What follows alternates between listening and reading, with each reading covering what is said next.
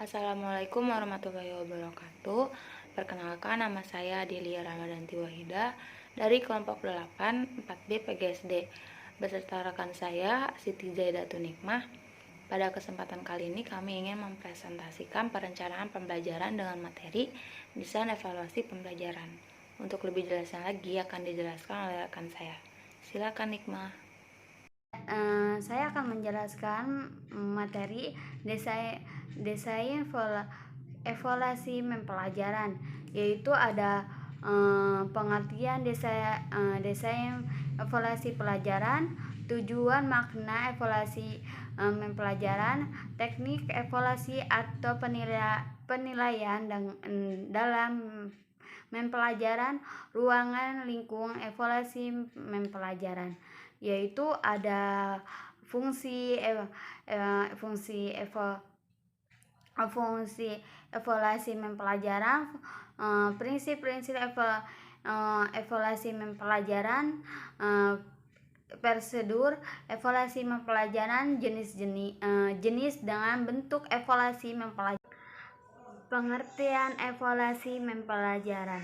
Evaluasi merupakan suatu alat yang digunakan untuk ditimbang serta menentukan nilai dan arti akan sesuai yang dapat merupakan orang, benda, kegiatan, keadaan maupun suatu kesatuan tentukan berdasarkan seperangkat yang telah disepakati dan dapat ditanggungjawabkan. Mengetahui kemajuan dengan berkembang dengan keberhasilan peserta didik setelah melakukan kegiatan mengajar. Untuk mengetahui tingkat keberhasilan program mengajar, untuk mengadakan seleksi dengan penilaian terhadap siswa, untuk keperluan berkembangan dengan konseling, untuk berkeluangan berkembang dengan kebaikan kurikulum sekolah yang bersangkutan. Tujuan dan makna evaluasi pembelajaran, yaitu tujuan 1. Merangsangkan kegiatan siswa. 2. Mencari penyebab keberhasilan dengan kegagalan siswa. 3. Memberikan bimbingan yang sesuai dengan kebutuhan berkembang. 4. Memperolehkan laporan perkembangan siswa. 3. Pembaikan mutu proses pelajaran. Makna 1. Makna bagi siswa. 2. Makna bagi pendidik. 3. Makna bagi sekolah. Prinsip-prinsip evaluasi pelajaran, yaitu 1. Prinsip berkesinambung. 2. Prinsip menyuruh. Prinsip objektivasi. 4. Prinsip validasi. 5. Prinsip menggunakan kriteria. 6. Prinsip menggunakan. 7. Prinsip partisipasi. 8. Prinsip pendidikan. 9. Prinsip terbuka. Selanjutnya di sini ada ruang lingkup evaluasi pembelajaran. Dalam ruang lingkup evaluasi pembelajaran mencakup beberapa hal. Yang pertama dalam perspektif domain. Dalam perspektif domain sendiri itu di dalamnya terdapat kognitif, afektif, dan psikomotor. Lalu ada perspektif sistem. Yang ketiga ada program pembelajaran. Di dalam program pembelajaran sendiri juga ada tujuan, materi, metode, media, dan lain sebagainya. Lalu selanjutnya ada pelaksanaan pembelajaran. Dalam pelaksanaan pembelajaran mencakup kegiatan, guru, dan peserta didik. Lalu selanjutnya ada hasil belajar, perspektif penilaian berbasis kelas, penilaian dasar mata pelajaran, penilaian rumpun pelajaran, penilaian lintas kompetensi, penilaian tanaman, dan terakhir ada penilaian life skill. Untuk selanjutnya ada jenis dan bentuk evaluasi pembelajaran. Yang pertama, jenis evaluasi pembelajaran adalah evaluasi perencanaan dan pengembangan, yaitu hasil evaluasi yang sangat diperlukan untuk mendesain program pembelajaran Utamanya adalah memberikan bantuan tahap awal dalam penyusunan program pembelajaran. Yang kedua ada evaluasi monitoring, yaitu evaluasi untuk memeriksa apakah program pembelajaran mencapai sasaran secara efektif dan program pembelajaran terlaksana sebagaimana atau tidaknya. Lalu yang ketiga ada evaluasi dampak, yaitu untuk mengetahui dampak yang ditimbulkan oleh suatu program pembelajaran. Lalu ada evaluasi efisien ekonomis, yaitu evaluasi ini untuk menilai tingkat efisiensi pelaksanaan program pembelajaran sehingga perbandingan antara jumlah, biaya tenaga, dan waktu yang diperlukan dalam program pembelajaran dengan program lainnya memiliki tujuan yang sama. Lalu yang terakhir ada evaluasi program komprehensif, yaitu evaluasi ini untuk menilai program pembelajaran secara menyeluruh seperti perencanaan program, pelaksanaan program, monitoring, pelaksanaan, dan dampak program, dan juga tingkat keefektifan dan keefisiensian. Lalu adapun bentuk-bentuk evaluasi pembelajaran sendiri itu ada 3. Yang pertama ada evaluasi formatif, yaitu evaluasi yang dilakukan pada setiap akhir pembahasan suatu pokok atau bahasan topik. Yang kedua ada evaluasi sumatif, yaitu evaluasi yang dilakukan pada setiap akhir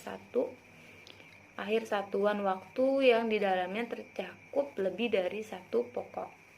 Yang ketiga ada evaluasi diagnostik. Evaluasi diagnostik sendiri adalah evaluasi yang digunakan untuk mengetahui kelebihan-kelebihan dan kelemahan yang ada dalam evaluasi pembelajaran tersebut. Selanjutnya di sini ada teknik evaluasi atau penilaian dalam pembelajaran. Jadi dalam penilaian pembelajaran itu ada apa aja sih gitu yang dinilai. Yang pertama ada penilaian untuk kerja, yang kedua penilaian sikap, yang ketiga penilaian tertulis, yang keempat penilaian proyek, yang kelima penilaian produk, dan yang terakhir ada penilaian portofolio. Lalu yang terakhir di sini ada prosedur evaluasi pembelajaran. Yang dimaksud prosedur adalah langkah-langkah pokok yang harus ditempuh dalam kegiatan evaluasi. Itu yang pertama ada membuat perencanaan evaluasi. Perencanaan evaluasi yang dimaksudkan di sini adalah agar hasil evaluasi yang diperoleh sesuai atau lebih maksimal lagi gitu. Perencanaan ini penting diberikan karena mempengaruhi prosedur evaluasi. Secara menyeluruh perencanaan evaluasi sendiri dilakukan untuk memfasilitasi pengumpulan data sehingga memungkinkan membuat pernyataan yang valid tentang pengaruh sebuah efek atau yang muncul di luar program praktik atau kebijakan yang diteliti. Dalam membuat perencanaan evaluasi sendiri itu yang pertama ada menyusun kisi-kisi. Dalam menyusun kisi-kisi juga ada beberapa hal yang harus dipenuhi. Yang pertama ada representatif, yaitu harus betul-betul mewakili isi kurikulum sebagai sampel perilaku yang akan dinilai. Yang kedua ada komponen-komponennya yang harus terurai atau terperinci jelas dan mudah dipahami. Yang ketiga soalnya dapat dibuat sesuai dengan indikator dan bentuk soal yang diterapkan. Lalu dalam menyusun membuat perencanaan evaluasi sendiri, yang kedua itu ada uji coba. Lalu selanjutnya dalam prosedur evaluasi pembelajaran, yang kedua ada pelaksanaan evaluasi. Pelaksanaan evaluasi artinya bagaimana cara melaksanakan suatu evaluasi sesuai dengan perencanaan evaluasi. Dengan kata lain, tujuan, sumber data semuanya sudah dipersiapkan pada tahap perencanaan evaluasi yang pelaksananya bergantung pada jenis evaluasi yang digunakan.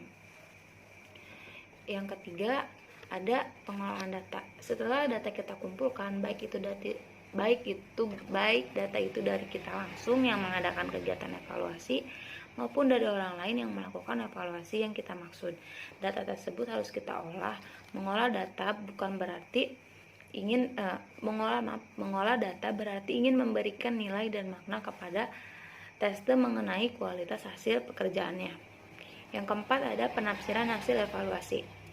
Penafsiran hasil evaluasi sendiri adalah membuat pernyataan mengenai hasil pengolahan data. penafsiran yang dilakukan terhadap suatu hasil evaluasi didasarkan atas kriteria tertentu yang disebut normal. Yang terakhir ada laporan.